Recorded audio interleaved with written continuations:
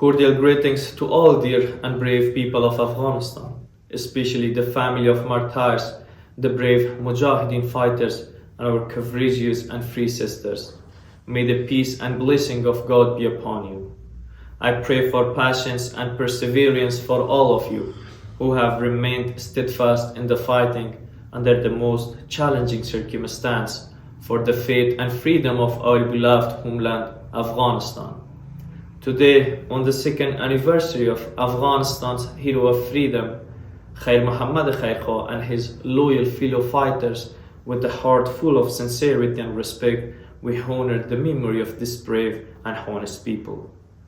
Khairkha, in the path of the faith and freedom, with unmatched bravery and unwavering belief, sacrificed his life for the freedom ideal of Afghan nation. Remembering the priceless legacy of Khairkha is not only a tribute but a strong commitment to continue the path and ideology that he and his companions immortalized with their blood. I consider today a good opportunity to speak to you about the harsh realities that we wholeheartedly stand against and fight.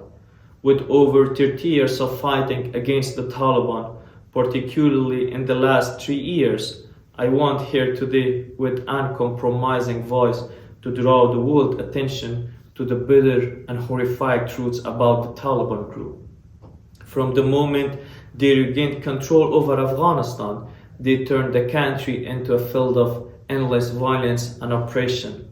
With their regressive mindset and extremist ideology, they have taken suppression and tyranny to the highest level compared to the rest of the world, totally enslaving the people of Afghanistan, especially women, girls, children, and ethnic and religious minorities. Now it's time for actions and policies to change, not for unilateral interest, but for the real interest of Afghan people. Honorable people of Afghanistan, we know well that the countries involved in Afghan politics made a grave and historical mistakes by giving the Taliban opportunity and trusting their narrative. They assumed that this group could act as a legitimate and a party to negotiate. However, more than 3 years of the Taliban's brutal rule proved that such beliefs were nothing but illusion and disregard for harsh realities. During this period, we have witnessed widespread human rights violation, massacres, ruthless suppression of women and girls, and the promotion of extremist policies, mainly in education and development, that have driven the country to the brink of ruin. However, I must emphasize that the fight against this group is not limited to condemnation or issuing statements. This fight requires real action on the battlefield and in the world of politics. Our brave fighters have continued this battle in the mountains, on the road, and now even within the cities. This fight will persist and their freedom is achieved and the terrorist group, the Taliban, is eradicated.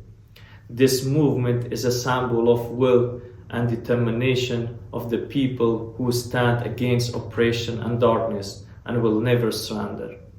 Our people have repeatedly proven that despite all the challenges and pressure, they stand firm for independence, freedom, and human dignity, only by relying on the will and determination of people and by proving genuine support for the Afghan grassroots movement and civil institutions can we hope to build a free, stable country free from extremism, an Afghanistan where all ethnic groups and communities can come together to build a brighter future. It has been evident to all that the Taliban group, through draconian laws and endless restrictions on schools and universities, are pushing societies into ignorance and darkness. Brutal massacres of Hazara and other ethnic groups, gender apartheid, suppression of freedom of speech, and imposition of inhuman punishments such as stoning and amputation reflect the cruelty and savagery that cannot and should not be ignored by anyone in this world. The presence of Taliban is not only a threat to the people of Afghanistan, but also poses a serious danger to global and regional securities. Through repressive policies, they have looted national securities for their own benefits and turned the country into a game of prison by silencing the media and shutting down outlets. The Taliban's extremist policy created fertile ground for growth of terrorism and instability in the region, posing a significant threat to the global security. Now it's time for international communities to acknowledge its mistake and take a decisive action to save the Afghan people and rebuild our society and functioning society. This means supporting Afghan people in expelling the terrorist group and putting an end to the current operation is both a human and moral duty.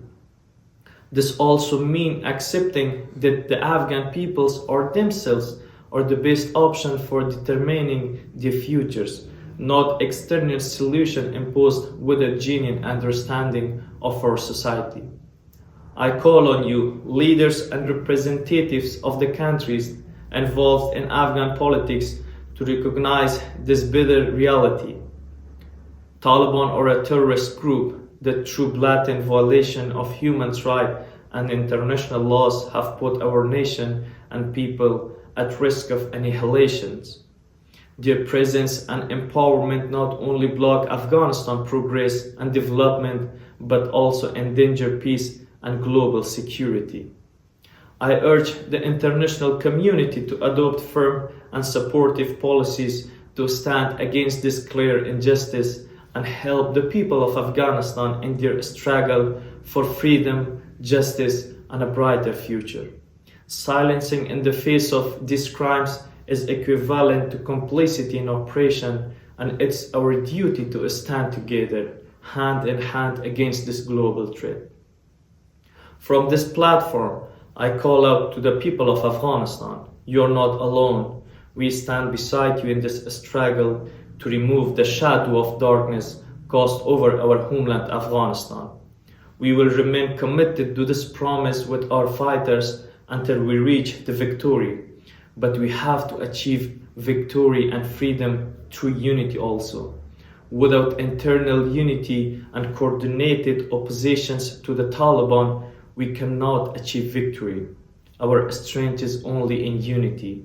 There can be always 1,000 ideas and views in politics, but now there is no time for political games. Only mutual respect and cooperation of Afghan people can bring the Taliban down. Let's leave all internal disputes aside and concentrate on one goal: the defeat of Taliban. Our fight in solidarity with our brave and resilient people will continue until the light of freedom and hope once again shines upon Afghanistan. All of us, with unwavering determination and hearts full of hope, will strive to build a brighter and more prosperous future for our country, Afghanistan. Thank you.